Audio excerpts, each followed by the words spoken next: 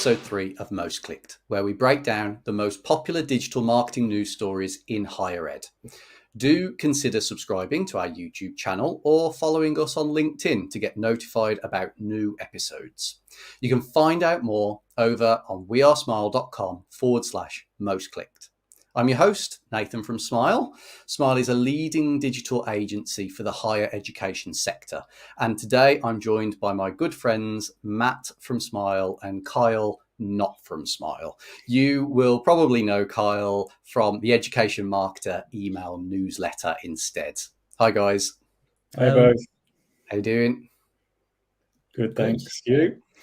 Yeah, not too bad, thank you. So in today's episode, we're joined by Amy Cousins from Newcastle University. Hi, Amy. Hi, how are you? I'm good, thanks. Yourself? I'm good, thank you. Yeah, thank you for having me. Oh, you're welcome. You're welcome. Thank you for joining us today. Would you mind kind of introducing yourself? Yeah, sure. So as Nathan said, I'm Amy. I'm the SEO and Content Marketing Manager at Newcastle Uni. Started there a couple of years ago, initially just a purely SEO focused role. And it was the first SEO role that I ever recruited for. So it was a bit mental and a bit of an education piece in the first year or so. But yeah, I've been there 2 years and really enjoying it. Awesome. That's great. Well, Kyle, why don't you do the honours and introduce our guest-inspired story? Will do. Amy, I'll probably pick you up on being the first SEO to join Newcastle in a bit, because that sounds terrifying. Yeah. So yeah, I mean, the reason that we've invited you on today is to talk about this great thing that you've been working on called your Belong blog, and just for the people on the stream here. So what Newcastle's done, they've created a blog entirely dedicated to helping students feel like they belong on campus, and also as a result attract new people to the university. And it's very much on trend with this idea of community marketing at the moment, and that is getting your students to be the marketers for you almost, and invite people into your university in that manner, rather than the sort of standard promotional avenues that we've all been used to over the years. So I don't want to steal your thunder, Amy. I'm really curious about the content on this blog, as it seems really sort of close to the student journey, but I just got a feeling there's a lot more going on in how you've chosen to write about these topics and the way you've written about them. So it would be great if you could share a little bit of insight with people. Yeah, totally. So I inherited the blog when I first started working here, and initially it was I think a lot like how a lot of businesses treat blogs, which is just kind of like a place for content to be dumped that we think the user wants to see, and not necessarily what the user's telling us they want to see. And so I was kind of just left to it, and as I say, was the first SEO person at the uni, so I was quite isolated, and I just thought this would be a perfect place to house an SEO content strategy. So all the content, well, I'd say 95% of the content on there, because there are some battles that I've lost, but 95% of the content on there is just purely search data. So we use like enterprise tools like Ahrefs. Great.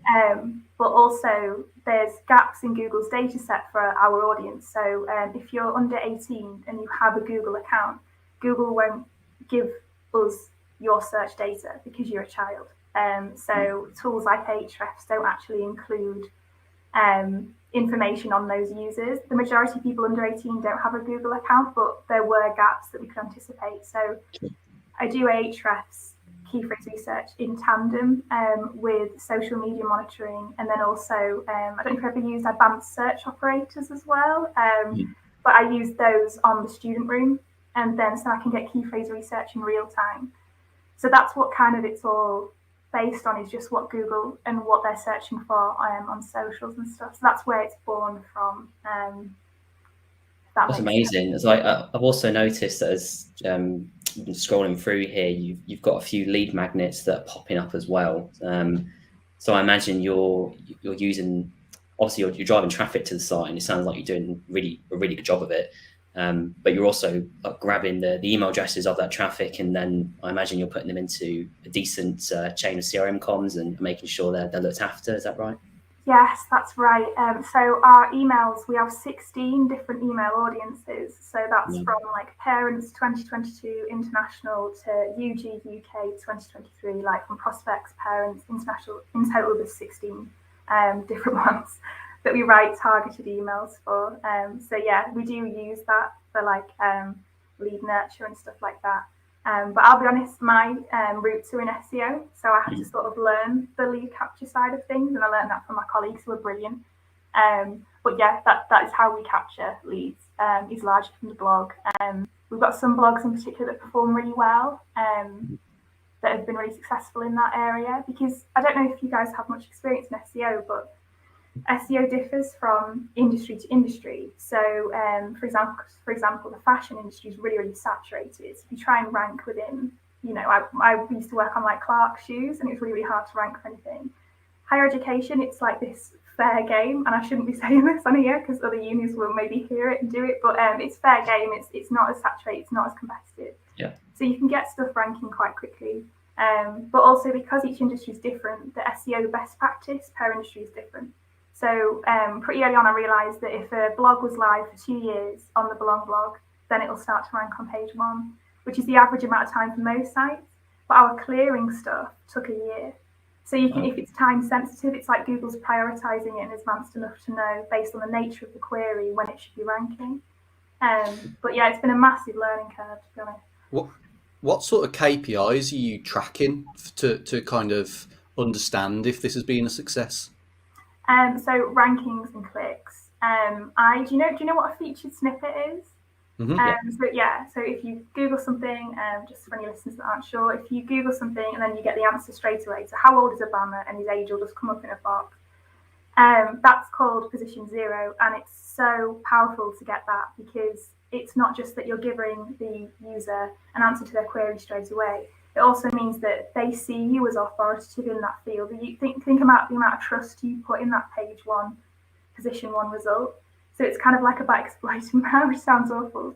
So both rankings and traffic, but also I love featured snippets. We've got a few of them for the blog now, and they're another metric for me as well. Personally, I like getting those. Nice. I feel like I could talk all day about this. I've got one more question, if that's okay. That's fine. A big part of SEO, at least what I've found in universities, is that education piece, mainly around stakeholders and other colleagues. As you're the only person looking after SEO, what sort of approaches have you taken to sort of share that knowledge, and specifically things around, dispelling myths, like every sort of search results in a click? Like you mentioned feature snippets there, like, you won't get a click out of that, but it's very good to have it anyway. So, what sort of things do you have in place to handle that in the uni? Good question. To be honest, so I work within central marketing. I think Newcastle Uni is probably structured in the way a lot of unis are, where you have your central marketing team, and then you have faculties that will have their own teams, and it's all quite secular, and then you've got your academics that are just a whole other kettle of fish. Within Central, it was easy because there was a pre-existing understanding of SEO, and we have like a really brilliant web team, and they knew what it was, and they knew how to do it, like bread and butter SEO. It was just having someone who would take ownership of it that they needed. But in terms of like wider across the uni, that took a bit more time, because I think, for example, if your site is really, really big, Google doesn't like that because it uses up a lot of crawl budget. It's very, very expensive for Google to crawl all these websites all the time. And if you're a waste of Google's money, then it won't pay attention to your site. So our website is massive. It's so big that this sounds like it's a like yo mama joke, but it isn't. Our website is so big that if we made a change now, it wouldn't actually be indexed and show up in Google for 23 days, because that's how long it takes Google to get through our site. So it's been like, to answer your question, it's teaching people that actually publishing content needlessly is hurting us as a business overall. But I don't think there's anything more empowering than like sharing your knowledge, which sounds really cheesy, but I built my career on people who were really happy to just tell you everything they'd learned. I've tested this today and this worked, so here's this. I did all the hard work, but you can have this piece of knowledge. So that's the ethos I've tried to have at the uni. Like if someone emails me about publishing a blog and I think it's actually going to hurt our rankings, I'll say, look, I'm not too sure about publishing this, but let's have a call. Like, I'll teach you why I don't want to do it and how we could potentially make this blog something that's actually going to rank and get you some results. So it's been, I think, being open-minded and just being really willing to share and be patient as well with people, because unis have such a huge legacy thing that people aren't like digital forward all the time, and that's fine because they're not. Digital's still a quite new thing to unis, which is insane coming from an agency, but it is. So patience and just being willing, I think, to share what you've learned really openly helps a lot. Amazing. Nice. Well, I mean, like Kyle, I feel like there's so much more left unsaid, but unfortunately, that's all we've got time for on that section today, I'm afraid. But thank you so much, Amy. I hope you're going to stick around and hopefully chip in with the next couple of examples. So, Kyle, what's up next? The second most popular piece this week was from Slippery Rock Uni, which wins automatically because of the name. Something about American universities, like they just have these incredible names, and I often wonder what's the story behind something like that. So Slippery Rock, they're like a lot of unis in America right now. They're doing a vaccine campaign, i.e., to get their students vaccinated and protected from coronavirus. But like a lot of American unis, they've got a lot of budget to throw behind it. Slippery Rock were doing a campaign saying, look, if you get to, I think it's 75% of everyone vaccinated by a certain date, the president, i.e. the VC, will get a tattoo of which is designed by the student body, which I think is just rolling the dice, personally. I mean, you wouldn't do it, would you? But like I say, it's about money as well, this, because the tattoo's not the big prize, but beneath that is free tuition, free parking on campus, and a load of other goodies for students as well. So, the tattoo's up there because it's fun, it's the hook, but then there's some real kind of benefits to getting vaccinated, apart from protecting yourself from a virus. But it still amazes me in general why these campaigns exist, but I kind of get it. If you're struggling to get people to get vaccinated, then you have to do something. But yeah, I shared this one because of just the kind of different angle on it, because usually like it's monetary incentives or tuition, that's pretty standard by now, but actually getting a member of the highest order of your faculty and your senior team tattooed is I haven't come across that yet. I don't know what you guys thought about it. Matt, could you ever imagine any of our clients offering this one up? No, I mean, it's serious commitment to the cause, isn't it? I think he's been quite clever, though. He's covered his back by saying that he'll get to pick the chosen designs that kind of go out to vote.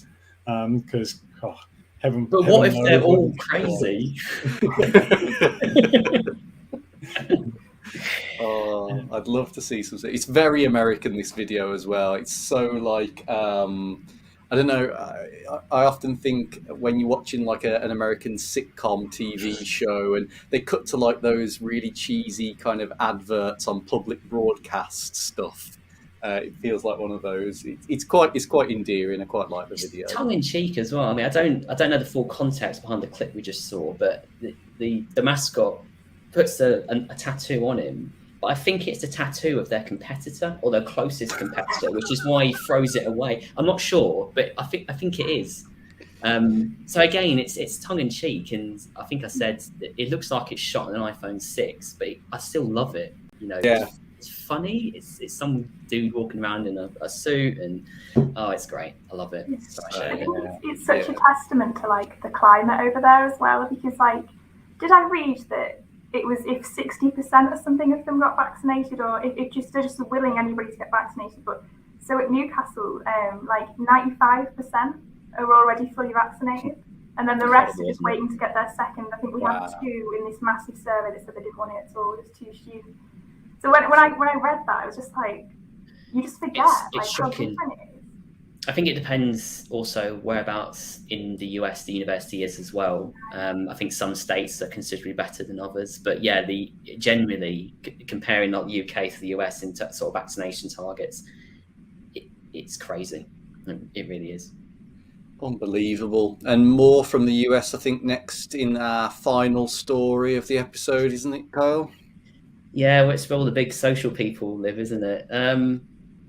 So Facebook, I feel like we're kind of sponsoring Facebook at this point because we talk about them every bloody episode.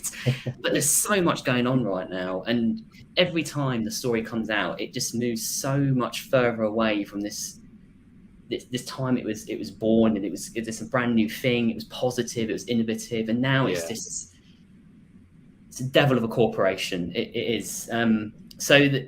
You've probably all heard about the whistleblower stuff coming out, but there's a few things within that I just wanted to share, and that maybe we should think about a bit wider. So there's actually a document in Facebook that was leaked that had the line on it: is there a way to, I'm just read it word for word here, I don't get it wrong. Is there a way to leverage play dates to drive word of hand stroke growth amongst kids?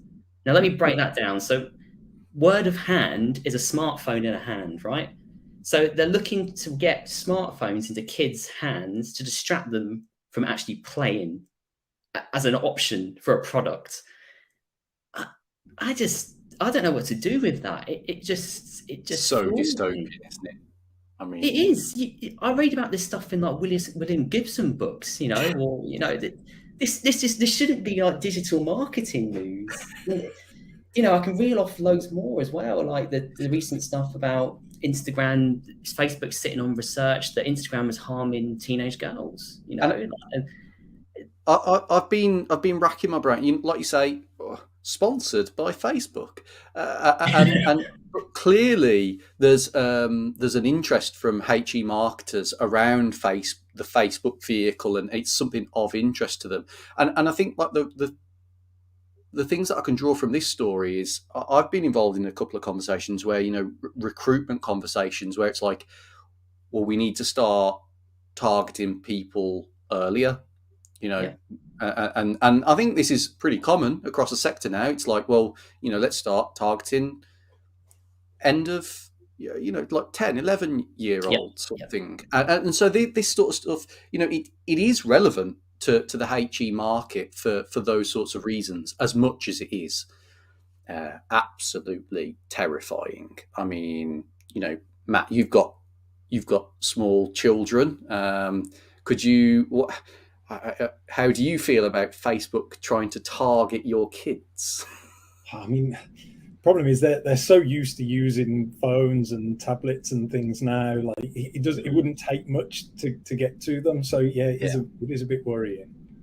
Yeah, it is. It really is. I mean, the thing that strikes me is, I assume every university has a Facebook account. And if they don't, they probably missed the boat on it now.